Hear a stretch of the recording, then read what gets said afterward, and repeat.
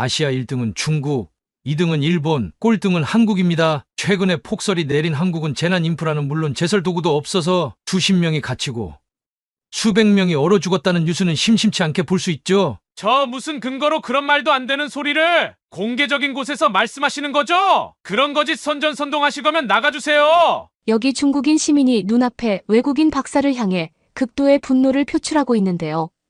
옥스포드의 기상청학과에 속해 있는 그녀는 한국을 재해 방지, 선진국 본보기 국가로 삼아야 한다는 외국인 박사의 주장에 한국은 눈만 내려도 박살나는 나라라며 똑같은 말을 반복하고 있습니다. 과연 이 강연장에서는 대체 무슨 일이 있었던 것일까요? 감동의 모든 것 애청자 여러분, 영상 시작 전 좋아요와 불우이웃을 위해 끝까지 시청 부탁드립니다.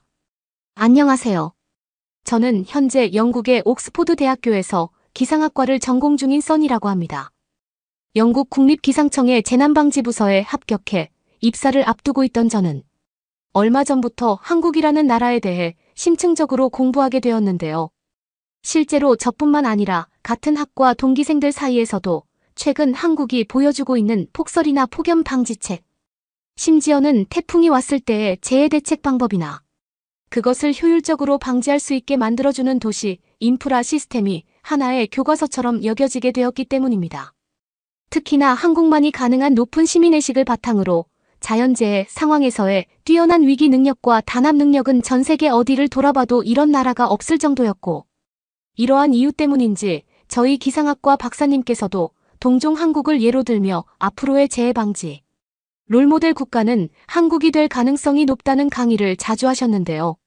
하지만 이와 반대로 중국은 영토의 크기나 인구수만 많을 뿐 한국과 다르게 자연재해에 완벽하게 무너져 내리는 무대책 국가의 예시로 종종 나왔던 것이 사실입니다.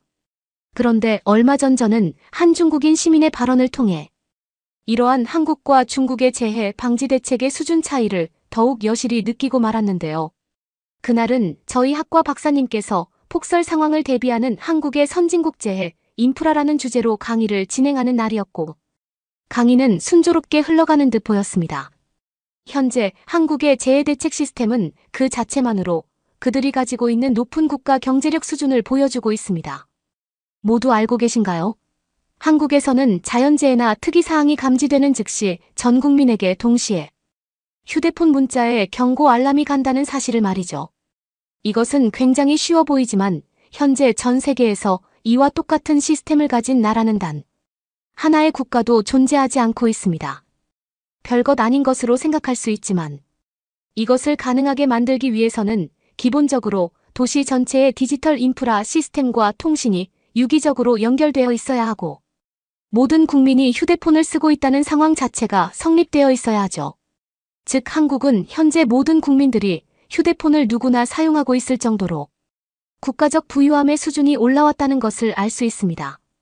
물론 영국이나 다른 유럽권의 나라들도 스마트폰 사용률이 높기는 하지만 95% 이상의 사용률을 보여주고 있는 한국은 그들이 얼마나 디지털 문화와 인프라에 강한지 확실히 보여주고 있는데요.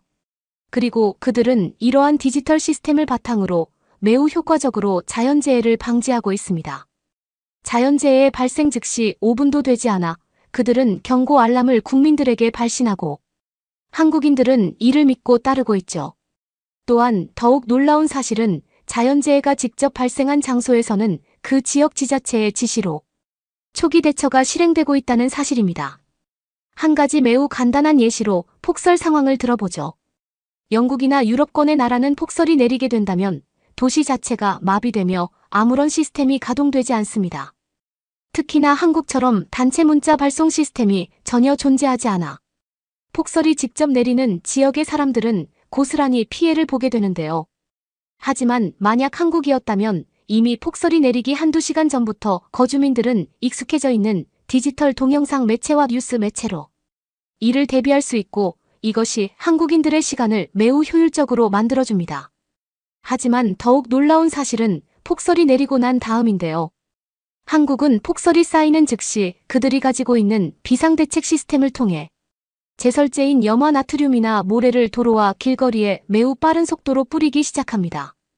이와 관련해 정말 놀라운 사실은 한국은 심각한 폭설 상황을 대비해 이미 높은 지대의 골목길이나 도로. 주변에는 공용제설제와 모래가 항상 준비되어 있다는 사실인데요. 여기서 우리 영국인들이 또 하나 경악해야 되는 것이 바로 길거리에 365일 동안 놓여있는 제설제를. 한국인들은 그 누구도 가져가지 않는다는 사실입니다. 심지어는 제설을 돕는 도구까지 길거리의 비상 상황을 대비해 설치되어 있지만 한국인들은 이러한 공용 물건들의 눈길조차 주지 않죠. 그들은 혹시 모르는 비상 상황을 대비해 그것을 절대 훔쳐가지 않고 오로지 폭설 상황이 왔을 때에만 힘을 합쳐 그 공용 제설 도구와 제설제를 사용합니다. 정말 놀랍지 않나요? 즉 한국의 재해 방지 시스템은 단순히 기술력이 높거나 경제적으로 부유해서가 아닌 그들의 높은 시민의식이 밑바탕이 되어 있기에 가능했다는 사실입니다. 우리는 여기에서 바로 한국의 모든 것을 배워야 한다는 강한 느낌이 오게 되죠. 영국과 유럽권의 나라들도 어떻게 보면 한국보다 조금 더 부유하거나 선진국일 수 있습니다. 하지만 한국과 유일하게 다르면서도 절대 따라잡지 못하는 것이 바로 이러한 한국인들의 높은 시민의식이죠. 이것은 돈으로도 기술로도 배울 수 없는 한국만의 특권이라고 할 수 있습니다. 그들은 짧은 경제 성장 기간 동안 어려운 과정들을 통해 전 국민이 하나로 뭉쳐 어려움을 이겨내는 변화의 과정들을 겪었고 바로 이것이 한국을 전 세계에서 가장 짧은 시간 안에 선진국으로 만들어주는 최고의 코어가 되어 주었죠. 그 누구도 한국의 시민의식을 따라하지도 따라할 수도 없습니다. 심지어 한국인들은 길거리에 눈이 쌓여서 버스와 자동차가 멈추기 시작하면 누구 하나 할 것 없이 차에서 내려 멈춰있던 버스를 힘으로 밀어내고 승용차를 안전한 곳으로 이동시키죠. 여기서 매우 놀라운 사실은 그 어떤 누구도 이것을 시키지 않았다는 사실이지만 한국인들은 너무나 자연스럽게 서로 말도 하지 않고 자신들의 역할에 맞춰 폭설의 도로를 정비한다는 사실입니다. 실제로 한국의 지난 폭설 상황을 살펴보면 눈에 파묻혀 있던 고립버스가 시민들의 단합 도움으로 안전하게 움직여 위험지역을 탈출하고 승용차들이 안전하게 도로 구석에 정리되는 뉴스의 모습은 많은 국가들의 감탄사를 자아냈죠. 이것이 바로 우리가 지금 한국의 재해 방지 시스템을 본보기로 삼으면서 그들의 시민의식을 배워야 하는 이유입니다. 그들은 정말 특별한 나라예요.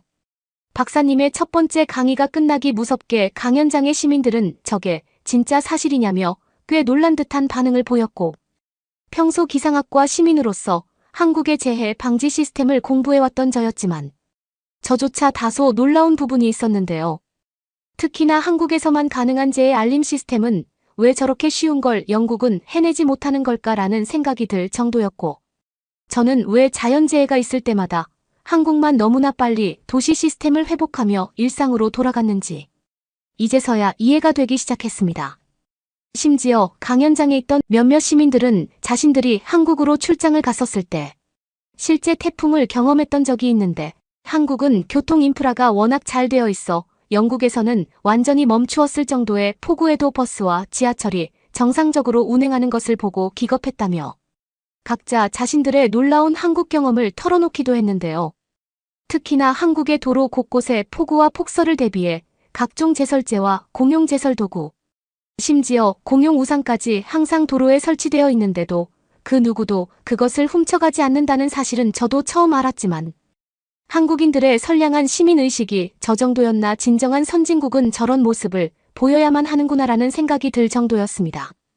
그런데 박사님께서 잠시 쉬는 시간을 가지려던 찰나 강연장 한쪽에 있던 한 중국인 시민이 박사님에게 발언권을 요청하지도 않고 자리에서 일어나 이상한 반박을 쏟아내기 시작했는데요. 그녀는 박사님의 허락도 없이 강연장 앞쪽으로 나와 방금 박사님이 설명했던 한국의 모든 것들은 비열한 거짓 발언에 불과하다며 한국은 폭설에 매우 취약한 후진국은 물론 제설제조차 살 돈이 없는 가난한 나라라는 주장을 하더군요.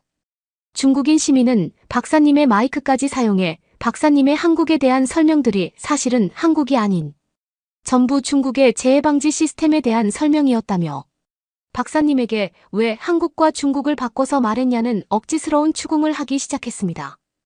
한국이 폭설에 대응할 수 있는 국가라고요. 세상에 어떤 박사가 이렇게 거짓말을 할 수 있는지 이해가 되지 않네요. 재해 상황을 제외하고 보더라도 한국은 지금 전 세계에서 가장 후진국 중 하나인데 이런 나라가 어떻게 폭설 상황에 대비할 수 있나요? 절대적으로 불가능한 소설 속의 이야기입니다. 선진국 중국이면 또 모를까 한국은 절대 불가능한 일이에요. 심지어 아까 박사님께서는 한국은 문자로 위기 상황을 알려주고 국민들이 그걸 따른다고 했는데 돈도 없어서 가난한 사람들인데 이러한 문자를 받아볼 수 있는 휴대폰을 어떻게 쓰겠나요? 물론 TV에 나오는 한국인들은 대부분 휴대폰을 쓰는 것처럼 보이겠죠. 하지만 이러한 한국인들은 극소수에 불과합니다. 즉 박사님께서 말씀하신 재해 방지 시스템 중 하나였던 문자 발송 서비스는 한국에서도 단 1%의 사람들만 누릴 수 있는 특수한 시스템이라는 말이죠.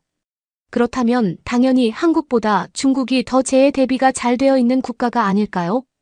한국은 고작 1%의 상위 사람들만 재해를 막아낼 수 있지만 중국은 신문을 통해 전 국민이 재해를 방지할 수 있으니까 말이죠. 물론 신문이나 TV가 문자 발송보다는 느리겠지만 한국처럼 모든 국민들이 재해 상황을 인지하지 못하는 것보다는 좋다는 생각입니다.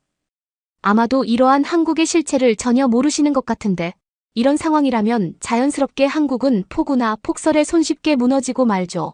한국인들의 시민 의식이 높아서 길거리에 제설도구나 제설제를 훔쳐가지 않는다고요. 혹시 여기서 한국으로 여행을 갔을 때 이러한 도구들이 길거리에 놓여 있는 것을 본 사람들이 있나요? 한국인들은 월급이 10만 원도 채 되지 않아서 길거리에 노점상 물건을 훔쳐 배를 채우는 국가입니다. 당연히 길에 이런 비싼 제설도구나 제설제가 준비되어 있다면 설치를 하고 단 하루 만에 전부 사라지는 것이 정상이죠. 그리고 상식적으로 생각해봐도 길거리에 이런 비싼 제설 도구들이 놓여 있으면 들고 가는 것이 정상 아닐까요? 애초에 박사님이 주장하신 것처럼 제설 도구가 길거리에 그대로 존재하는 것 자체가 불가능한 일이라는 사실입니다.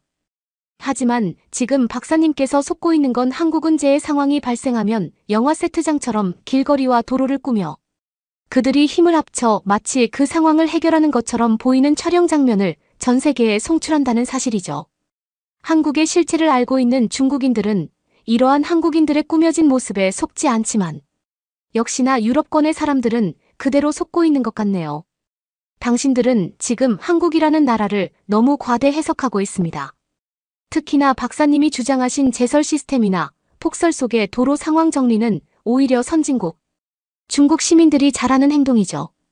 가난해서 자신의 살 길만 찾고 있는 한국에서 어떻게 남을 돕는 행위가 보일 수 있다는 말입니까? 저도 기상학과 시민으로서 어느 정도 한국의 실체를 이렇게나 알고 있는데 지금 이곳에 외국인 박사님과 시민들은 한국의 실체를 전혀 모르고 있습니다. 오히려 박사님이 재해방지 롤모델 국가로 주장하신다면 중국이 더 합당한 상황이죠. 현재 중국은 인공적인 기상 시스템을 이용해 폭설 자체가 내리지 않게 하는 기술을 완전 상용화시킨 단계입니다. 중국의 인공기상 시스템은 폭설과 폭염을 이미 성층권에서부터 막아낼 수 있고 자연스럽게 이런 자연재해 상황 자체가 발생하지 않는 기상 환경을 만들어냈죠. 이것만 봐도 중국의 기술이 얼마나 뛰어난지 알 수 있지 않나요? 한국은 지금 이러한 기술 자체를 가지고 있지 않습니다. 심지어 한국은 폭설이라도 한 번 내리면 나라 자체가 너무 가난해서 수도와 전기가 하루 만에 차단되는 것은 물론 그날부터 바로 가난한 한국인들의 생존 게임이 발생하죠. 그들은 길거리에 있는 가게나 마트들을 무단으로 털어가며 모든 생필품을 훔쳐가기 시작할 것입니다. 재해 상황은 가난한 후진국인 한국이 해결할 수 있는 상황이 절대 아니라는 말이죠. 그들은 길거리에 화장실조차 없는데 어떻게 폭설과 폭우를 대비할 수 있겠나요? 오히려 중국은 폭우가 내리면 그 빗물을 이용해 자연스럽게 길거리가 청소되는 시스템을 개발했습니다. 심지어 중국은 길거리에 노숙자마저 없어 폭우나 폭설로 인한 피해 인원이 더더욱 적죠. 자연스럽게 재해 대비 국가 1위는 한국이 아닌 중국이 아닐까요? 저는 박사님의 주장이 모두 중국으로 초점이 맞춰져야 합당한 설명이라고 생각합니다. 한국은 지금 제설제를 구매할 수 있는 돈조차 없는 가난한 나라라고요.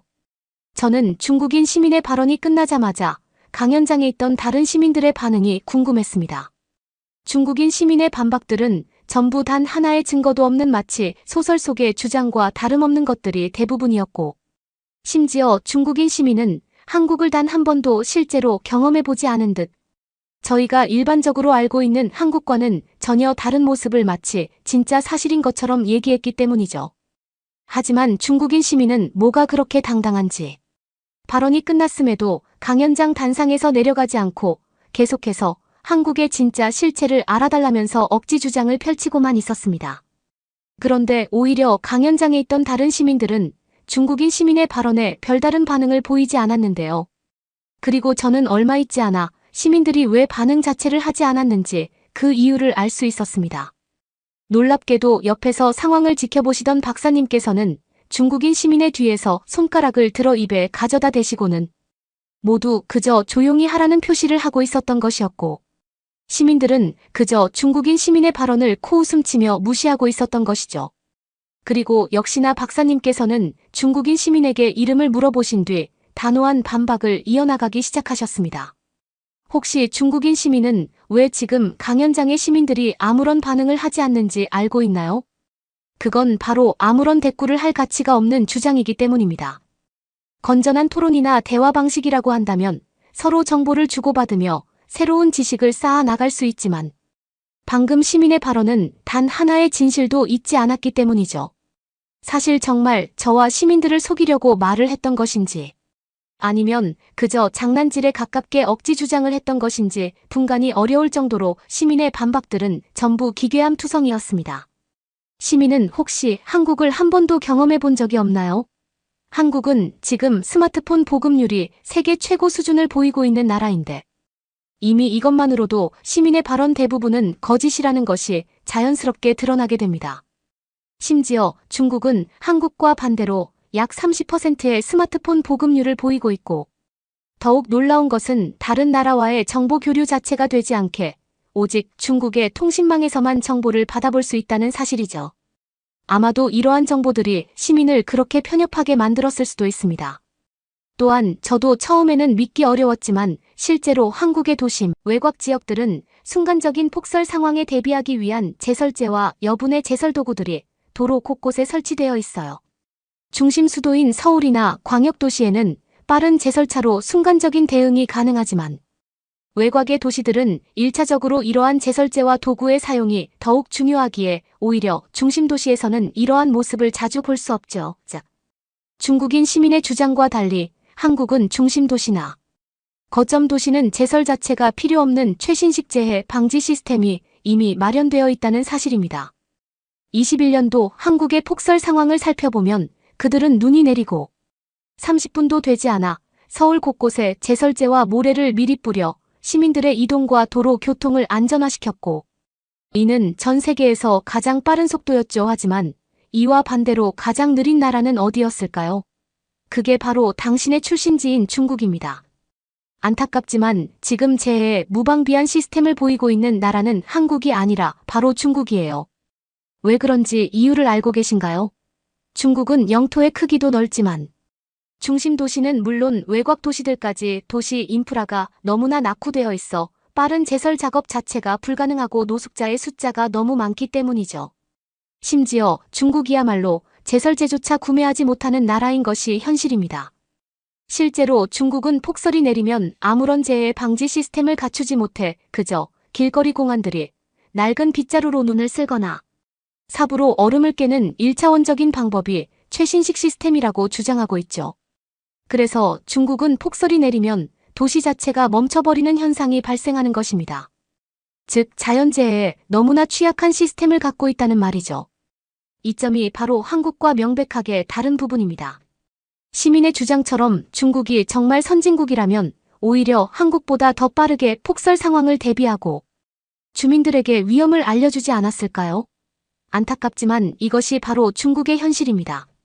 심지어 중국은 폭우가 내리면 배수로 시스템마저 도시 자체적으로 계획되어 있지 않아 단 1시간 만에 도시 자체가 침수되는 현상이 발생해버리죠. 하지만 중국인들은 이러한 삶을 매우 당연하게 여기고 있습니다.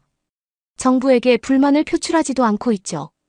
그러면서도 지금 시민처럼 한국보다는 우리가 낫겠지라는 생각으로 거짓 위안을 얻고 있는 것입니다. 실제로 같은 시각 한국은 딱히 폭우 대비를 할 필요조차 없이 자연스럽게 계획한 도시 배수로로 폭우가 대비되고 있지만 말이죠. 상황이 이렇다 보니 지금 한국은 영국 기상청에서조차 주시하는 재해 대비 국가의 선진 롤 모델 국가가 되어주고 있습니다. 실제로 23년 한국의 단체 문자 발송 시스템에 획기적인 영감을 얻은 영국 기상청 센터는 중심주를 시작으로 이러한 시스템을 늘려나갔고, 이는 영국의 각종 자연재해 피해를 매우 효과적으로 줄여냈죠. 주민들이 먼저 대피하는 것만으로도 큰 피해를 줄일 수 있었다는 말입니다. 그대로 현재 모든 나라가 한국의 재해 대비 시스템을 그대로 따라가며 그들을 본받고 있다는 말이죠. 하지만 이와 반대로 그 어떤 나라도 중국의 재해 대비 시스템은 신경 쓰지 않습니다. 오히려 지금 중국은 폭우라도 한번 왔다 가면 무려 3개월 이상 도시 시스템이 정지되는 완벽한 후진국이죠. 경제적으로도 한국과 10배 정도의 평균 임금이 차이가 나는데 아마도 이와 큰 관련이 있을 것입니다. 제 말이 거짓말처럼 느껴진다면 지금 옆에 있는 강연장 화면을 한번 봐주세요. 그게 바로 한국의 길거리에는 너무나 평범하게 설치되어 있지만 중국에서는 꿈도 꾸지 못하는 길거리 제설제함과 공용 제설 도구의 모습입니다. 이제 한국과 중국의 격차가 이해가 되나요? 박사님의 발언이 끝나기 무섭게 중국 시민은 얼굴이 시뻘개진 채로 씩씩거리며 강연장 단상을 내려왔고, 그런 모습에 강연장의 시민들은 폭소를 터뜨리며 그녀를 비웃기 시작했습니다. 어떻게 보면 그건 비웃음이 아닌 하나의 통쾌한 웃음이나 마찬가지였고, 중국 시민은 시민들을 향해 뭐가 그렇게 웃기냐면서 저 영상마저 조작됐을 가능성이 높은데 그걸 모르냐고 난리를 치더군요.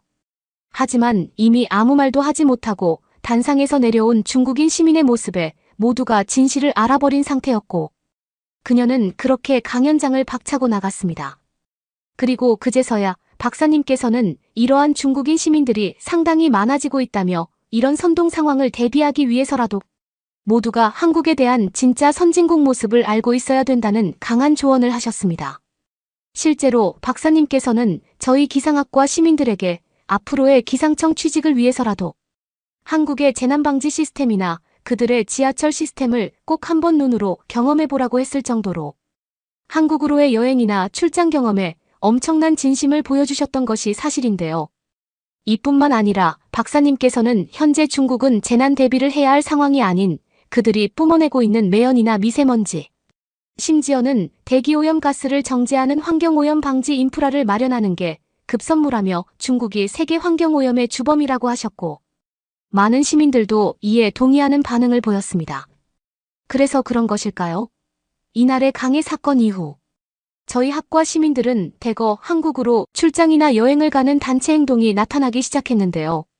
평소 한국에 관심만 두고 있던 친구들이었지만 실제로 한국의 길거리 제설제함이나 도구들을 그 누구도 훔쳐가지 않는지 눈으로 확인해보고 싶다면서 겸사겸사 한식을 먹어보고 싶다고 했고, 매우 긍정적인 한국 홍보 효과를 만들어냈죠. 그리고 지금 저 또한 최초 영국 기상청의 취업 목표를 벗어나 일단은 한국의 대학교에서 나머지 기상학 공부를 하려고 준비하고 있습니다. 어떻게 보면 한국은 현재 새로운 기준을 제시하고 있는 나라이기에 저는 한국으로 출장을 간다면 더욱 새롭고 믿기지 않는 인프라 시스템들을 눈으로 마주할 수 있을 것 같으니까요. 구독과 좋아요 부탁드리며 사연자분께 전해드릴 댓글도 남겨주시면 전달해드리겠습니다. 그러면 더욱 감동적인 다음 사연으로 넘어가겠습니다. 한국 출산율 0.6 한국 망했네. 현실을 봐라, 독일도 같이 망하고 있어. 독일 대학의 수업에서 발표를 하고 있는 학생들이 한국을 마구 비웃고 있는데요. 교수는 답답한 듯이 독일 학생들을 바라보고 있습니다. 출산율은 독일이 더 높을 텐데도 왜 교수는 이런 시선으로 학생들을 바라볼까요? 안녕하세요. 저는 독일에서 경제학 교수로 일하고 있는 사람입니다. 제 이름이나 학교는 구체적으로 말할 수가 없어요. 저는 독일 국가사업 연구를 하고 있는 것도 있고 어쨌든 독일에서 일을 하고 있으니까요. 제가 지금 익명을 빌려서라도 이런 얘기를 하는 이유는요. 독일이 한국에 대비를 해야 된다는 말을 하고 싶어서입니다. 한국 사람들은 한국이 지금 잘하고 있는 거에 대해서 자각 증세가 없어요. 물론 1960년대 독일과 한국은 하늘과 땅 차이죠. 솔직히 1980년대까지만 해도 독일과 한국은 하늘과 땅 차이였어요. 그때까지만 해도 독일 사람들은 인식이 없었던 것 같아요. 한 40년 지나고 나서 지금 상황이 심각해진 거죠. 하지만 여기서 또 큰 차이가 나요. 한국 사람들은 독일을 따라잡고 있는데도 모르고요. 더 웃긴 건 독일 사람들은 뒤에서 한국이 자기들 자원이랑 모든 것들을 흡수해 가고 있는데도 모르고 있어요.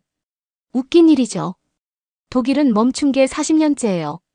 그게 심각한 문제를 안고 있는 거죠. 독일 내부의 노동 생산성이 미국에 반도 안 되는데 독일은 자기들이 미국인 것처럼 살고 있는 거예요.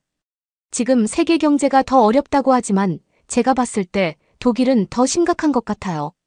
한마디로 엉망이죠. 역사를 크게 보면은 제3차 산업혁명, 제4차 산업혁명 이런 식으로 바뀔 때마다 주도하는 국가가 바뀐다고요. 2차 산업에서 흥했던 나라가 뒤처지기도 하고 그런 흐름을 탄다고 생각하시면 돼요. 2020년 이후로 전 세계를 강타한 산업이 뭐라고 생각하세요? 저는 제가 경제학 교수지만 AI와 디지털이라고 생각해요. 이제 컴퓨터가 엄청나게 발달했잖아요. 아예 시대가 바뀌고 있는 거예요. 아날로그에서 디지털로요. 엄청난 변화란 말이에요. 근데 그 디지털화를 한국은 훌륭하게 했어요. 김대중 정부 때부터 산업혁명에 거의 대비를 해왔다고 할 정도로 광통신망을 깔았던 거죠. 그런 컴퓨터에 대한 관심을 바탕으로 게임 산업을 키우고 컴퓨터 소프트웨어 산업들을 국가 차원에서 키우면서 아이들에게 컴퓨터를 익숙하게 만들어줬거든요. 디지털 정보 랭킹 같은 거 보면은 전 세계에서 한국이 항상 상위고 톱 클래스예요. 디지털 정보 랭킹이 뭐냐면요. 정부가 디지털이나 컴퓨터를 이용해서 얼마나 서비스를 편안하게 관리하고 제공하느냐에 대한 순위예요. 그리고 실제로 외국인들이 한국 서울에 와서 한국의 기술력에 대해서 깜짝 놀라는 거 알고 계세요? 제가 봤을 때 한국은 항상 자기들이 뛰어난 걸 본인들만 모르는 것 같아요. 서울은 미래 첨단 도시다 이런 얘기를 많이 하거든요. 옛날에야 독일이 그 시장을 선도했던 거지만 이제는 완전히 세상이 바뀌었어요. 그만큼 한국은 디지털화를 아주 빠른 속도로 해왔어요. 근데 독일은 그게 거의 안 됐어요. 자, 예를 들면 한국은 주민등록등본 아무 데서나 뗄 수 있잖아요. 심지어 요즘은 지하철역에서도 뗄 수 있다면서요. 전국 다 똑같은 포맷이 다 똑같잖아요. 그러니까 모든 사람이 똑같은 양식의 주민등록등본을 컴퓨터로는 24시간 동안 뗄 수 있잖아요. 근데 독일은 안 돼요. 이런 양식들을 통일을 아직도 못 시키고 있는 게 독일이에요. 독일의 현 시점 지방자치단체가 500여 개거든요. 그런데 이 500여 개 양식이 다 달라요. 독일 사람들은 이런 부분에 대해 자부심을 가지고 있어요. 오히려 이게 개성이라고 생각하고 바꿀 의지가 없으니까 발전이 안 되는 거죠. 왜 하나로 통일 안 했기 때문에 지방자치 자체적으로 해왔기 때문에 양식이 이해가 가지도 않고 다른 지방에 가서 일을 할 수도 없는 거예요. 그리고 이런 공무원이나 인재들이 다른 일들을 할 수가 없는 거죠. 지방단체에서만 일을 했었으니까요. 이게 지난번 코로나 대응할 때 딱 정확하게 나타났는데요. 한국은 인터넷으로도 핸드폰으로도 신청을 할 수 있게 해주었다면서요. 심지어 혹시나 디지털을 못 쓰는 사람이 있을까봐 은행에서도 신청을 하게 해줬다고 들었어요. 그리고 한국은 디지털화가 워낙 잘 되어 있으니까 이런 사업이 발표가 되면 사기업들이 사업권을 따내려고 노력을 하고 이걸 사람들에게 제공할 수 있도록 노력을 하잖아요. 주민등록번호를 입력하는 순간 그 다음날 내 통장으로 돈이 딱 입금이 됐잖아요. 그리고 한국은 내 친구는 받은 돈인데 나만 못 받는 건 말이 안 되니까 빨리빨리 일 처리를 해준다고 하더라고요. 근데 독일은 어땠느냐? 그게 시스템이 안 됐어요. 정비가 안 됐어요. 그러니까 돈을 줘야 되는데 어디 줘야 될지 알 수가 없잖아요. 저 사람 한 사람의 통장 번호를 공무원들이 입력하고 있으니까 돈을 빨리 줄 수가 없는 거죠. 심지어 독일 인구는 한국보다 더 많잖아요. 다 사람이 다 해요. 그래서 요즘 독일 공무원들은 주 4일 근무를 시켜준다고 하고 은행만큼 연봉을 준다고 해도 아무도 안 하려고 한다는 거예요. 대학 졸업하고 시험까지 볼 정도로 똑똑한 애들이 하는 일들이 통장 계좌번호 틀렸는지 안 틀렸는지 입력하는 거니까요. 돌아버리는 거예요. 결국 독일 정부가 또 안 되겠다 하고 민간 회사에다가 그 작업을 넘겼거든요. 그런데 이런 것들이 다 돈이 되어버리잖아요. 그 예산을 엄청난 예산을 줬어요. 이 과정에서 얼마나 많은 세금들이 사라졌겠어요. 그런데 이게 코로나만 이런 게 아니에요. 독일 시스템이 대체로 그렇다는 거예요. 여기 세금이 줄줄 다 새는 거죠. 독일이 그래서 코로나 지원금을 주는데 시간이 얼마나 걸렸는지 아세요? 6개월이요. 이게 코로나 때문에 생활이 어려워서 주는 돈인데 그 사이에 밥 못 먹어서 죽겠어요. 돈 주는데 그런데도 그 돈이 정확하게 갔느냐? 사실상 그렇지도 않아요. 사람이 직접 입력하는데 그게 얼마나 정확하겠어요. 그런데 이게 코로나 지원금만 그런 게 아니겠죠. 어떤 지원금이든지 간에 다 그럴 거 아니에요. 심지어 독일 사람들은 주민등록증도 없어요. 아직도 옛날에 의료보험증 있잖아요. 그것도 디지털도 아니고 종이로 된 걸 들고 다녀요. 제가 수업을 할 때 꼭 한국을 편들려고 하는 건 아니고요. 가끔 이런 답답한 얘기를 하면 이제 학생들이 물어볼 때가 있어요. 그런데 세계 경제 전체가 안 좋은 거지 한국도 독일이랑 지금 똑같이 경제가 정책이 아니냐고 물어보는데요. 그런데 한국에서는 계속해서 기술 혁신이 일어나고 있거든요. 독일 군수업체들이 손 놓고 있을 때 한국은 호주의 장갑차를 그렇게 많이 팔았어요. 그거 말고도 우크라이나의 미사일도 많이 팔았거든요. 이런 것뿐만 아니라 한국은 스타트업 업체들이 계속해서 발전하고 있잖아요. 그런데 이 스타트업 업체들이 부러운 게 한국만 타겟으로 하는 게 아니에요. 한국은 자기들 내수 시장이 작은 걸 아니까 절대 한국에서만 만족하질 않거든요. 중국으로 나가고 유럽으로 나가고 요즘은 미국을 장악하려고 하고 있거든요. 그게 앞으로 더 확장될 가능성이 무한하다는 거죠. 러시아 전쟁이 장기화되고 있고 21세기인데 계속해서 전쟁이 일어나고 있잖아요. 대만도 지금 분위기가 안 좋고요. 근데 거의 미국만 무기를 팔 것 같지만 최첨단 무기만 중요한 게 아니고 미국이 혼자 그 양을 다 감당할 수가 없거든요. 한국은 그걸 알고 미리 움직인 거예요. 한국은 이렇게 기술 혁신을 통해서 계속해서 수출을 대비하고 있거든요. 그 다음에 한국은 가장 부러운 게 있어요.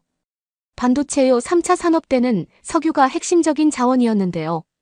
앞으로 디지털 사회는 반도체가 석유보다 훨씬 더 중요하다고 생각하거든요. 석유는 고갈되면 끝이지만 반도체는 계속해서 발전을 해나갈 수가 있잖아요. 5나노, 3나노 이런 거 5년 전까지만 해도 다 불가능할 거라고 생각했는데요. 지금 삼성전자가 다 해냈잖아요. 심지어 대만을 보세요. 대만 아무것도 없는 나라였는데 TSMC 하나로 지금 한국이랑 유럽 GDP를 다 이겼잖아요. 전 세계 반도체 없이는 아예 문명이 성립이 안 될 정도라고 생각하는데요. 앞으로도 반도체가 한국을 먹여 살릴 가능성이 있다는 거죠. 그러면 이제 또 학생들이 말해요. 자기네는 닌텐도도 있고 혼다도 있다는 거예요. 제조업이 최고의 경쟁력이라고요. 근데 혼다는 지금 지는 차예요. 전기차 시장이 뜨고 있잖아요. 한국이 또 전기차를 대비했잖아요. 현대가 그냥 차만 개발하는 데에 그친 게 아니라 일부러 미국의 투자를 계속해서 전기차 시장을 일단 먹으려고 노력을 하고 있는데 독일 학생들한테는 현실을 말해줘도 계속 자기들은 괜찮다는 거예요. 학생들을 가르치는 입장에서 저는 답답한 거죠. 저야 나이가 많으니까 곧 죽어도 별로 상관이 없는데 이 독일 학생들은 도대체 한국을 어떻게 이겨내려고 하는지 답답해요. 한국 학생들은 따라잡고 있는데도 오히려 따라잡고 있는 줄도 모르고 계속 부족하다고만 생각하면서 더 올라가려고 하는 거거든요. 한국은 내수 시장이 주가 아니잖아요. 대기업들이 대부분 수출 기업들, 우리 한류 드라마만 해도 그렇잖아요. 국내 시장이 아니고 전부 전 세계를 시장으로 한다고 그러니까 시장이 무한대라고요. 한류에 열광하는 독일 학생들을 보면서 한국 문화에 대한 그들의 진심, 어린 열정에 또 저는 가슴이 답답해지는 거예요. 이렇게 한국 문화를 본인들이 소비해주면서 독일의 경제에는 관심이 없는 학생들인 거죠. 학생들은 한국 드라마와 영화를 보기 위해 열광적으로 모여들었고 매혹적인 스토리와 캐릭터에 몰입하며 스크린에 눈을 고정했습니다. 대화는 주로 좋아하는 K-팝 그룹을 중심으로 이루어졌으며 최신 노래와 뮤직비디오 콘서트 투어에 대해 열띤 토론을 벌이기도 했습니다. 한국이 드라마랑 가수들만 수출한 게 아니라 아예 문화까지 수출을 해버렸거든요. 빠르게 진화하는 디지털 환경에서 한국 웹툰 시장을 개척한 건 디지털 만화 시대에 기꺼이 도전하는 사람들에게는 무한한 가능성이 있다는 것을 증명한 거거든요. 한국이 이렇게 새로운 시장을 개척할 동안 독일은 계속해서 아날로그에만 집착하고 있는 거죠. 언젠가 또 독일이 가지고 있던 것들을 한국이 가져가게 될지 어떻게 알겠어요. 독일이 자동차 시장이 발달하지 못한 이유가 또 있는데요. 독일에 놀러 오신 분들은 아시겠지만 독일에는 차고지 증명법이라는 게 있어요. 주차 공간이 확보되지 않으면 차를 구매조차 못하게 하는 거예요. 근데 이게 장소까지 너무 빡빡하게 검사를 하다 보니까 죄다 경차만 사는 거예요. 원래 경제라는 게 작은 걸 많이 파는 것보다 비싼 걸 파는 게 돈을 벌기는 더 쉬운 거거든요. 자동차 업계의 답답한 현실이 저를 무겁게 짓눌렀습니다. 독일에서는 차고지 증명서를 취득하는 것과 관련된 엄격한 규정으로 인해 소형차 경차에 불균형적으로 유리합니다. 이러한 정책으로 인해 도로에 소형 차량이 급증한 반면 더 크고 다양한 자동차 옵션은 여전히 제한되어 있습니다. 이런 상황은 종종 답답함과 분노를 느끼게 합니다. 독일의 거리를 운전하다 보면 이 작은 차들이 지배하는 모습을 쉽게 발견할 수 있습니다. 주차나 연비 측면에서는 장점이 있지만 많은 운전자가 원하는 다양성과 넓은 공간은 부족합니다. 자유로움과 다재다능함을 높이 평가하는 사람으로서 이 정책으로 인한 제한을 보는 것은 실망스러운 일입니다. 그래서 도로도 좁잖아요. 이 법 때문에 계속해서 경차만 팔리고 경차만 발달하니까 자동차 업계도 완전히 죽고 있는 거죠. 물론 처음에 의도는 좋았어요. 하지만 유도리가 있어야 된다고 생각해요. 주차 공간을 확보해야 했기 때문에 거주지에 대한 선택권이 제한되고 있잖아요. 이러한 제한은 특히 주차 공간이 부족한 도시 지역에서 생활비 상승으로까지 이어지고요. 또한 주인공은 차고지 증명제가 자동차 소유를 억제하여 개인의 이동성과 편의성을 제한한다고 생각했습니다. 개인이 자동차를 소유하는 것까지 국가의 허락을 받는 셈이에요. 차고지 증명제도와 관련된 서류 작업 수수료 행정적 부담은 혐오감을 더욱 키웠습니다. 그들은 차량 소유에 대한 보다 유연하고 접근하기 쉬운 접근 방식, 즉 개인과 선택에 큰 제약을 두지 않는 방식을 갈망했습니다. 교통 혼잡을 억제하고 효율적인 토지 이용을 촉진하기 위한 차고지 증명 제도의 취지는 이해하지만 의도치 않은 결과를 목격하는 것은 실망스러운 일입니다. 특히 자동차에서 실용성 그 이상을 추구하는 사람들에게는 더욱 실망스러울 수 있습니다. 옛날 도요타 혼다의 전성기는 이제 없어요. 그렇다고 멋진 일제차를 만들어서 외국으로 팔기도 어려워요. 작은 차만 있는 나라가 되겠어요. 그리고 독일 부동산을 생각해보면 더 심각해요. 독일 아파트들이 다 무너질 때 그 버블이 어느 정도였냐면요. 정말 심각했어요. 버블이 너무 심했다는 거예요. 그런데 이게 한국의 버블하고는 조금 다른 것 같아요. 한국 부동산은 그냥 파리 집값이 오르고 홍콩 집값이 오르고 미국 집값이 오르는 정도만큼 오르고 있다는 거지요. 물론 심하게 오르는 곳도 있겠지만 지금의 추세로 봤을 때는 독일 정도는 아닌 것 같아요. 또 정부가 적극적으로 대응하려고 노력하고 무엇보다 사람들이 계속해서 관심을 가지고 있잖아요. 잘하면은 그거는 컨트롤이 되지 않나 생각하고 있어요. 그리고 또 한국은 교육이 발달했잖아요. 독일 대학에서 노벨상을 가장 많이 받은 대학이 베를린 대학인데요. 독일에서 가장 명문 대학인데도 한국 대학을 따라가야 한다고 생각하고 있어요. 독일 교육부에서 계속해서 공문이 내려온대요. 독일은 딱 베를린 대학만 뛰어나고 나머지 대학들은 거의 망하고 있는데 한국은 계속해서 학생들이 대학에 가고 있잖아요. 저는 컴퓨터를 잘 못 쓴다고 하더라도요. 그래도 제가 미국에서 박사학위를 받고 와서 영어로 키보드를 다 쓸 수가 있거든요. 그런데 독일 학생들은 정말 키보드를 치려는 노력을 안 해요. 그러면 키보드 교육을 따로 해주겠다고 하는데 별로 의지가 없어요. 어차피 이제는 핸드폰으로 다 된다는 거죠. 가끔 논문을 핸드폰으로 쓰는 학생들도 있는데요. 진짜 이게 거짓말이 아니에요. 새로 배우는 것보다 자기는 핸드폰이 익숙하니까 핸드폰으로 쓰겠다는 거죠. 디지털 시대에 자랐다고 말하는 학생들이 도대체 왜 이런지 모르겠어요. 독일 학생들의 컴퓨터 활용 능력이 현저히 부족하다는 사실에 놀라움을 금할 수 없었습니다. 그들은 이러한 디지털 능력의 격차가 아날로그를 선호하는 독일의 문화로만 치부하는 게 저는 되게 답답한 것 같아요. 문화가 아니라 계속 이렇게 뒤처지기만 하는 건데 말이에요. 그런데 제가 이렇게 말한다고 해도 듣는 사람도 없는데 어쩌겠어요. 제가 독일의 정치를 바꿀 수 있는 것도 아니고요. 독일 정치를 보면 독일이 무너져 내려가고 있다는 게 더 느껴지죠. 저는 독일의 낮은 투표율이라는 실망스러운 현실을 보면서 깊은 좌절감을 느끼지 않을 수 없었습니다. 저는 투표날 TV를 안 봐요. 터져서요. 독일의 투표율은 역사적으로 다른 선진국에 비해 낮은 편입니다. 민주적 절차에 대한 낮은 참여는 저에게 환멸과 국가의 미래에 대한 우려를 남겼습니다. 선거에서 투표에 대한 국민들의 열의가 부족하다는 것을 목격하는 것은 실망스러운 일이에요. 이러한 무관심이 국가의 정치 지형과 정책, 결정에 중대한 영향을 미칠 수 있다는 사실을 깨달으면서 좌절감은 더욱 커졌습니다.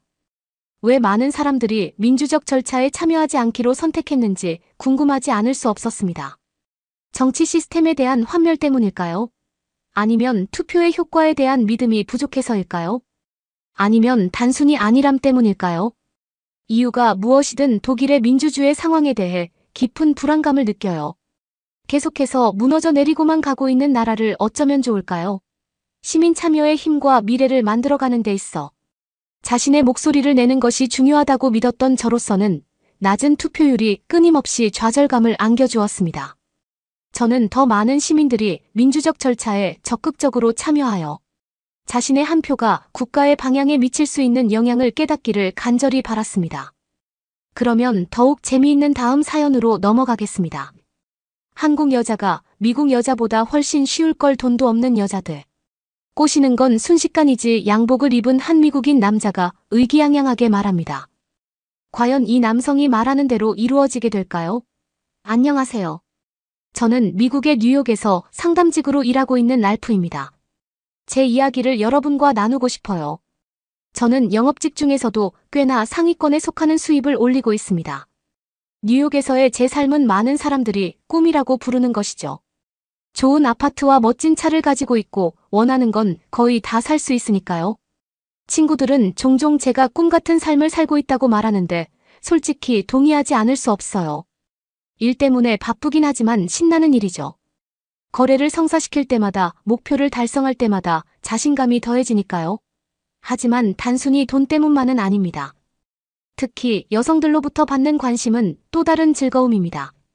제가 방에 들어가면 마치 제가 우주의 중심인 것처럼 느껴지죠. 처음에는 부담스러웠지만 곧 즐기게 되었죠. 나는 뭔가 특별한 사람이구나 라고 생각했죠. 생각이 들었어요. 미국에서 이렇게 인기가 많은데 다른 나라에서는 어떨지 상상해보세요. 그때 저는 짐을 싸서 한국으로 가기로 결심했습니다. 온라인에서 한국이 그리 부유하지 않은 나라라는 영상을 많이 봤거든요. 내가 가진 돈과 매력만 있다면 한국에서 슈퍼스타가 될 수 있겠다라고 생각했죠. 그래서 설렘과 큰 꿈을 안고 서울로 떠났어요. 다른 나라를 정복할 준비가 됐다고 생각했죠. 마침 서울에 저와 같은 미국인 친구가 살고 있었어요. 그는 저를 구경시켜주고 당연히 한국 여성들을 소개해주려고 했어요. 비행기에서 내리자마자 백만장자가 된 기분이었습니다. 서울은 활기가 넘쳤고 저는 바로 뛰어들 준비가 되어 있었죠. 친구가 공항에 마중 나와서 우리는 곧장 그의 집으로 향했습니다. 우리는 제 계획에 대해 이야기를 나누었고 저는 고향에서의 성공에 대해 자랑하지 않을 수 없었습니다. 처음 며칠은 관광을 하고 맛있는 한국 음식을 먹으며 정신없이 보냈습니다. 하지만 저는 조바심이 났어요. 여성들을 만나고 싶었고 제 이야기와 직업 연봉으로 감동을 주고 싶었습니다. 그림이 그려지죠. 제 자신에 대한 확신이 있었고 제 매력과 재력이 고향에서처럼 통할 거라고 확신했습니다. 그러던 중 큰 모임이 있던 날 뺨이 왔습니다. 제 친구가 지인들을 초대했는데 미국인과 영국인 여자들이 섞여 있었어요. 저는 정말 신이 났어요. 제가 얼마나 대단한 사람인지 과시할 수 있는 기회였으니까요. 저는 제가 가진 옷들 중 가장 좋은 옷을 입고 거울을 보며 매력적인 미소를 연습한 후 출발했습니다. 그런데 밤이 깊어지면서 뭔가 어색한 기분이 들기 시작했습니다. 대화도 달라지고 분위기도 달라졌죠. 하지만 저는 신경 쓰지 않았어요. 적절한 순간을 기다렸다가 제가 얼마를 벌었는지 자연스럽게 대화에 끼어들었습니다. 놀랍다는 표정이나 몇 번의 탄성을 예상했습니다. 하지만 무슨 일이 일어났을까요? 영국 여학생 중 한 명이 저를 쳐다보며 아, 그게 다예요. 라고 말했어요. 저는 깜짝 놀랐습니다. 농담이었을까요? 아니요. 진심이었어요. 제가 당황하는 모습을 본 친구가 저를 옆으로 데려갔어요. 그는 제가 벌어들이는 수입이 미국에서는 많지만 한국에서는 별로 중요하게 여겨지지 않는다고 설명했습니다. 처음엔 친구가 저를 놀리는 줄 알고 웃어넘겼죠. 하지만 그렇지 않았습니다. 그는 한국에서 최저임금으로 일하는 사람들도 저보다 아주 조금 낮거나 거의 비슷한 수입을 올린다고 말했어요. 믿을 수가 없었어요. 제가 대단한 사람인 줄 알았는데 알고 보니 평범한 사람이었다니까요. 충격이 컸어요. 남은 저녁 시간을 거의 조용히 보내며 생각에 잠겼어요. 모든 것을 처리하려고 노력했습니다. 제가 미국에 있을 때 거품 속에 살고 있었던 걸까요? 그날 밤 저는 침대에 누워 천장을 바라보았습니다. 서울에 처음 도착했을 때 느꼈던 자신감과 자부심이 모두 사라졌습니다. 모든 것에 의문이 들기 시작했습니다. 내 성공은 머릿속에만 있는 걸까, 고향에 있는 사람들이 나에게 아첨을 하는 걸까 생각할 게 너무 많았어요. 다음 날 저는 다른 사람이 되었습니다. 더 조용해지고 사려 깊어졌죠. 도시와 사람들 그리고 그들의 삶을 진지하게 바라보기 시작했죠. 배울 게 많다는 걸 깨달았죠. 한국에 대해서 뿐만 아니라 제 자신에 대해서도요. 저는 모든 것을 안다고 생각하며 편협한 시각으로 이곳에 왔습니다. 하지만 사실 저는 수박 겉핥기에 불과했습니다. 그 후 며칠 동안 서울을 둘러보았지만 이번에는 다른 시각으로 서울을 바라보았습니다. 사람들의 상호작용 방식, 직업윤리, 아무리 사소한 것이라도 자신의 일에 대한 자부심 등 이전에는 몰랐던 것들을 발견했습니다. 겸손해졌습니다. 그리고 제 사고방식의 결함도 보이기 시작했습니다. 한국이 가난하고 낙후되었다는 영상과 게시물은 모두 사실과 거리가 멀었습니다. 서울은 활기차고 현대적이며 생동감 넘쳤습니다. 사람들은 열심히 일하고 자부심이 넘쳤습니다. 저는 월급으로 그들을 놀라게 할 수 있을 거라 생각했는데 알고 보니 평균에 불과했습니다. 이 여행은 재미와 모험 그리고 제 자존감을 높이는 여행이어야 했어요. 하지만 여행은 자아를 발견하는 여정이 되었습니다. 부와 성공은 단순히 돈에 관한 것이 아니라는 것을 깨달았습니다. 다른 문화를 이해하고 존중하며 그로부터 배우는 것이 중요하다는 것을요. 그렇게 한국 여행을 다시 시작했습니다. 어느 날 우리는 명동의 번화한 거리를 걸었는데 저는 주변의 에너지에 매료되었습니다. 거리는 사람들로 북적거렸고 상점에는 온갖 흥미로운 물건들이 가득했으며 포장마차에는 음식이 정말 맛있었어요. 소셜미디어 게시물을 보고 상상했던 서울과는 전혀 다르다는 것을 인정할 수밖에 없었습니다.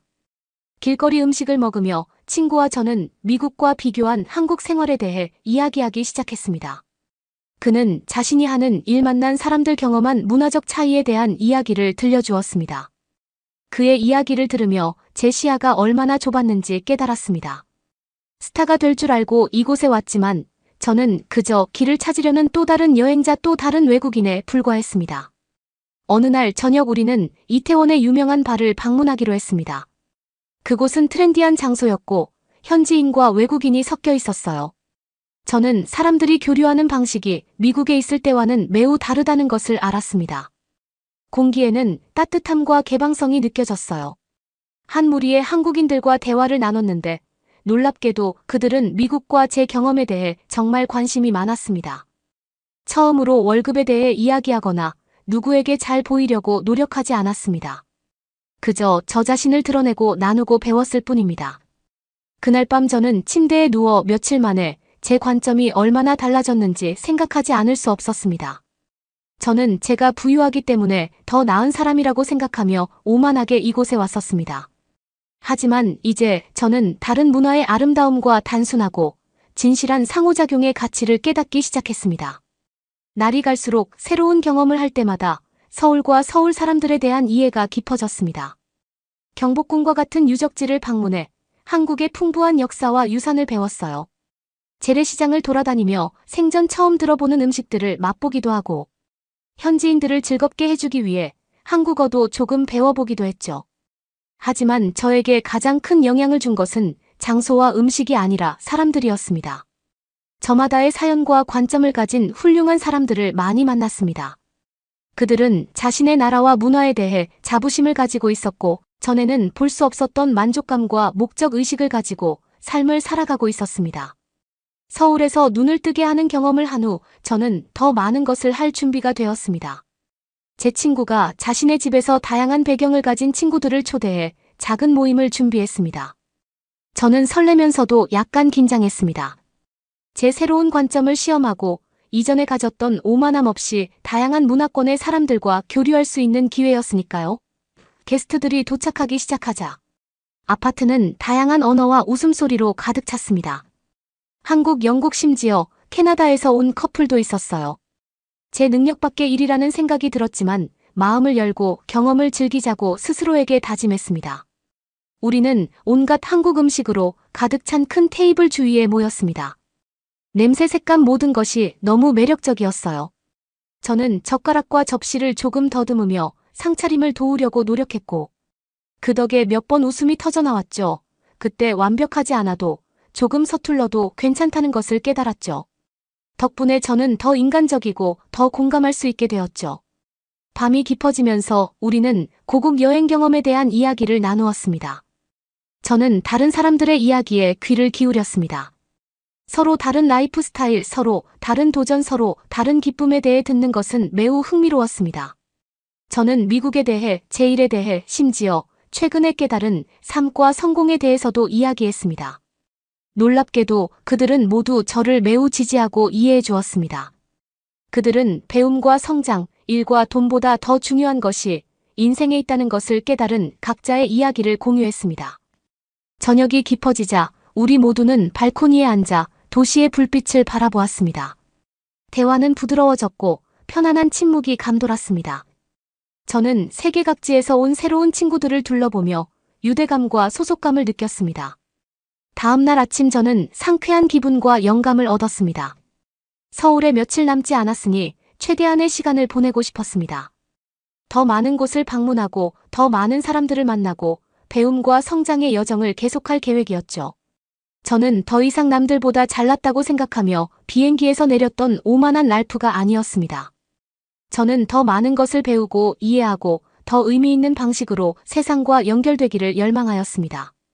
도시를 탐험하면서 길모퉁이 하나하나, 낯선 사람의 미소 하나하나, 새로운 음식 하나하나를 맛보며 이 활기찬 문화에 대한 감사가 커져갔습니다. 서울은 더 이상 저에게 낯선 땅이 아니라 제 눈을 뜨게 하고 제 마음을 변화시킨 곳이었습니다. 서울에서의 여정은 끝이 났지만 제가 배운 교훈은 영원히 제 곁에 남을 것입니다. 진정한 여행은 방문한 장소가 아니라 제 내면의 여정이라는 것을 깨달았습니다. 자아를 발견하고 편견을 깨고 세상의 모든 다양성을 인정하는 법을 배우는 여정이었습니다. 그리고 미국으로 돌아가기 위해 짐을 싸면서 저는 단순한 기념품 이상의 것을 가져간다는 것을 알았습니다. 새로운 관점, 새로운 이해, 세상을 바라보는 새로운 방식을 되찾았다는 것을요. 서울은 저에게 진정한 부는 경험과 관계, 그리고 안전지대를 벗어나 열린 마음으로 세상을 받아들일 때 생기는 성장에 있다는 것을 가르쳐 주었습니다. 서울에서의 마지막 며칠은 설렘과 성찰이 뒤섞인 시간이었습니다. 저는 서울의 상징인 남산타워에 올라 광활한 도시를 내려다보았습니다. 서울이 얼마나 광활하고 활기찬 곳인지, 그리고 이곳에 오기 전에는 서울에 대해 잘 몰랐다는 사실에 놀랐습니다. 겸허한 깨달음이었죠. 오후에는 친구와 만나 커피를 마셨어요. 우리는 제 경험과 성찰에 대해 이야기했습니다. 그는 제가 새롭게 깨달은 것에 고개를 끄덕이며 미소를 지으며 열심히 이야기를 들었습니다.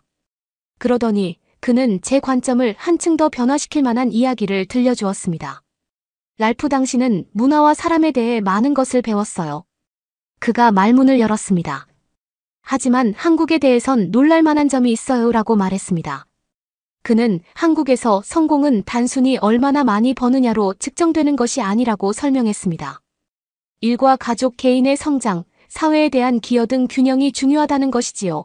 저는 깜짝 놀랐습니다. 주로 소득과 소득으로 살 수 있는 것을 기준으로 성공을 측정했거든요. 이곳에서 성공은 좀 더 포괄적인 개념이었죠. 제 친구는 저보다 수입은 적지만 경험과 행복이 풍부한 삶을 사는 사람들에 대해 이야기해 주었습니다. 부는 은행 계좌에 있는 것이 아니라 삶의 질에 있다는 단순하지만 심오한 생각이 들었습니다. 다음 날 저는 도시를 걸으며 사람들을 관찰했습니다. 하루 일과를 마치고 함께 웃는 직장인, 공원에서 즐거운 시간을 보내는 가족, 자신의 꿈과 프로젝트에 대해 열정적으로 토론하는 젊은이들을 보았습니다. 제 기준에서 보면 모두 부유하지는 않지만 모두 만족하고 성취감을 느끼는 것처럼 보였습니다. 그날 저녁 저는 친구가 제안한 지역 모임에 참여했습니다. 작고 아늑한 레스토랑에 모여 다양한 계층의 사람들을 만났습니다. 예술가, 교사, 소상공인, 심지어 학생들도 몇 명 있었죠. 이야기를 나누면서 저는 수입에 관계없이 자신이 하는 일에 대한 열정에 감탄했습니다. 그들은 자신의 열정 관계, 개인적인 여정에서 불을 발견했습니다. 그날 밤 저는 침대에 누워 제가 만났던 모든 사람들을 생각했습니다. 그들의 삶과 성공에 대한 이야기와 태도가 제 눈을 뜨게 했습니다. 그들이 가진 진정한 부는 행복, 공동체 의식, 개인적인 성취감에 있었습니다. 제가 이전의 성공과 부를 바라보던 방식과는 너무나 달랐습니다. 서울에서의 마지막 날 저는 한강을 따라 긴 산책을 했습니다. 그동안 배우고 경험한 모든 것을 되돌아보았습니다. 성공과 부를 바라보는 제 시각이 얼마나 편협하고 물질주의적이었는지 깨달았습니다. 자존감을 높이기 위해 시작한 여행이었지만 성공과 부의 의미에 대한 깊은 도전과 변화를 가져다준 여행이 되었습니다. 미국으로 돌아가는 비행기에 몸을 실었을 때 저는 다른 사람이 된 기분이었습니다. 단순히 추억과 기념품을 가져가는 것이 아니라 새로운 삶의 철학을 가져가는 것이었으니까요. 서울에서 저는 부는 단순히 돈이 아니라 경험의 풍부함, 관계의 질, 삶의 균형이 중요하다는 것을 깨달았습니다. 소소한 것에서 기쁨을 찾고 만나는 모든 사람에게서 배우고 매일 조금씩 성장하는 것입니다. 성공은 목적지가 아니라 여정이라는 것을 깨달았습니다. 성공은 특정 수준의 소득이나 지위에 도달하는 것이 아닙니다. 성공은 삶을 살아가는 방식과 가치관, 그리고 다른 사람들에게 미치는 영향력에 달려 있습니다. 진정한 부의 척도는 경험, 사랑, 배움이 풍부한 삶을 사는 데 있습니다. 비행기가 상승하면서 저는 마지막으로 서울을 내려다보며 깊은 감사함을 느꼈습니다. 서울은 저의 스승이었고 서울에서 얻은 교훈은 정말 값진 것이었습니다. 저는 미국으로 돌아가서 이 교훈을 제 삶에 적용하고 싶었습니다. 새로운 마음가짐으로 업무에 임하고 인간관계를 더욱 소중히 여기며 일상의 경험에서 기쁨을 찾고 싶었습니다. 돌아가는 길은 성찰의 시간이었습니다. 저는 이 교훈을 친구 및 동료들과 어떻게 공유할지 생각했습니다. 부와 지위를 쫓는 것 말고도 인생에는 더 많은 것이 있다는 것을 보여주고 싶었습니다. 저는 금전적인 면뿐만 아니라 진정으로 중요한 모든 면에서 진정으로 부유한 삶을 살고 싶었습니다. 미국에 돌아와서 저는 평온함과 명료함을 느꼈습니다. 공항 주변의 번잡함이 이번에는 다르게 느껴졌습니다. 저는 더 이상 몇 주 전에 이 게이트를 나섰던 랄프가 아니었습니다. 새로운 관점, 삶에 대한 새로운 감사, 새로운 여정이 제 앞에 펼쳐져 있었습니다. 공항을 나오면서 저는 심호흡을 하며 제 인생의 새로운 장을 시작할 준비를 했습니다. 서울에서의 모든 순간, 만난 모든 사람, 배운 모든 교훈에 감사했습니다. 진정한 부는 내가 가진 것이 아니라 내가 누구인지, 어떻게 살아왔는지에 따라 측정되는 더 만족스럽고 풍요로운 인생 여정의 시작에 불과하다는 것을 알았기 때문입니다. 그래서 저는 새로운 꿈으로 가득 찬 마음과 무한한 가능성이 열려있는 정신, 그리고 인생의 진정한 부를 경험하며 풍요로워진 영혼을 가지고 미국의 번화한 거리로 나섰습니다. 미국으로 돌아와 뉴욕의 익숙한 풍경과 소리가 저를 반겼지만 느낌이 달랐습니다. 번화한 거리, 네온사인, 바쁜 사람들 등 모든 것이 똑같아 보였지만 새로운 눈으로 모든 것을 바라보게 되었습니다. 서울 여행은 저를 새롭게 변화시켰습니다. 그 후로 저는 기회가 있을 때마다 서울에서의 경험을 되돌아보게 되었습니다. 회사에서 영업 프레젠테이션과 회의 중에도 종종 서울의 거리와 대화, 만났던 사람들이 떠올랐습니다. 거품 속에 살면서 많은 것을 놓치고 있었다는 것을 깨달았습니다. 저는 처음에는 작지만 의미 있는 삶의 변화를 시작했어요. 가족 및 친구들과 더 많은 시간을 보내며 내 삶에 존재하는 그들의 존재에 감사했습니다. 늘 하고 싶었지만 시간이 없어서 하지 못했던 새로운 취미를 찾기 시작했습니다. 그동안의 경험과 만난 사람들을 통해 영감을 받아 한국어도 배우기 시작했습니다. 직장에서는 새로운 시각으로 업무에 접근했습니다. 더 이상 거래를 성사시키고 돈을 버는 것이 목표가 아니었죠. 관계를 구축하고 고객의 니즈를 이해하고 일 자체에서 만족감을 찾는 것이 중요했습니다. 동료들도 제 변화를 알아차렸습니다. 저는 더 편안해졌고 더 몰입했으며 놀랍게도 더 성공적이었습니다. 어느 주말 저는 휴식을 취하기 위해 자주 가던 동네 카페를 방문했습니다. 커피를 마시며 북적이는 거리를 바라보면서 저는 부에 대한 제 인식이 얼마나 많이 바뀌었는지 깨달았습니다. 부는 제가 운전하는 화려한 자동차나 손목에 차고 있는 값비싼 시계가 아니었습니다. 부는 풍부한 경험 깊은 인간관계 마음속의 만족감이었습니다. 저는 제 경험을 다른 사람들과 공유하기 시작했습니다. 친구와 동료들에게 서울에 대해, 제가 만난 사람들에 대해, 그리고 제가 배운 교훈에 대해 이야기했습니다. 어떤 사람들은 놀라워했고 어떤 사람들은 흥미를 보였습니다. 제 이야기를 통해 그들이 성공과 부에 대한 자신의 생각에 대해 생각하게 되는 것을 볼 수 있었습니다. 하루가 일주일로 바뀌면서 저는 제 인생에서 새로운 균형을 찾았습니다. 저는 여전히 야심차고 열정적으로 일했지만 진정으로 중요한 것을 위해 시간을 할애했습니다. 오랜 친구들과 다시 연락하고 가족과 좋은 시간을 보내고 지역 커뮤니티 센터에서 자원봉사를 하기도 했습니다. 이전에는 경험하지 못했던 성취감과 행복감을 느꼈습니다. 이 새로운 삶의 방식은 저에게 새로운 평화와 만족감을 가져다 주었습니다. 진정한 부는 의미와 목적이 가득한 삶을 사는 것이라는 것을 이해하기 시작했습니다. 작은 순간에 느끼는 기쁨, 도전에서 얻는 교훈, 안전지대를 벗어나는 데서 오는 성장에 관한 것이었습니다. 시간이 지나면서 제 자신뿐만 아니라 다른 사람들과의 상호작용에서도 변화를 느꼈습니다. 사람들은 저의 새로운 에너지와 관점에 끌렸습니다. 제 인간관계는 더 깊고 의미 있게 변했습니다. 이전에는 하지 못했던 인생 꿈 행복에 대한 대화를 나누게 되었습니다. 자아를 발견하고 성장하는 이 여정이 항상 쉽지만은 않았습니다. 의심과 혼란의 순간도 있었고 제 선택에 의문을 품을 때도 있었습니다. 하지만 매 순간마다 서울에서 배운 교훈이 저를 이끌었습니다. 진정한 부는 사랑, 배움, 경험으로 가득 찬 자신에게 충실한 삶을 사는 것이라는 믿음이 있었기 때문입니다. 이 길을 계속 걸어가면서 저는 점점 더 감사함을 느꼈습니다.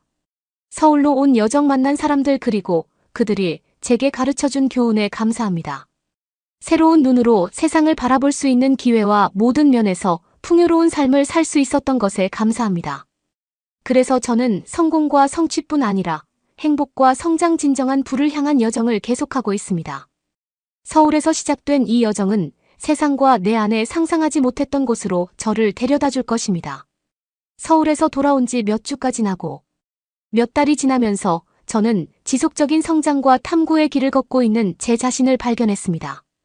새로운 관점을 받아들이는 것은 단순히 시간을 보내는 방식이나 누구와 시간을 보내는지를 바꾸는 것이 아니라 내면의 심오한 변화를 의미했습니다. 직장에서 영업에 대한 접근 방식이 바뀌기 시작했습니다. 숫자에만 집중하는 대신 고객과 진정한 관계를 구축하는 데 우선순위를 두기 시작했습니다. 더 많이 듣고 더 적게 말하면서 고객의 필요와 우려를 이해했습니다. 그 결과 일이 더 즐거워졌을 뿐만 아니라 고객과의 관계가 개선되었고 놀랍게도 매출도 증가했습니다.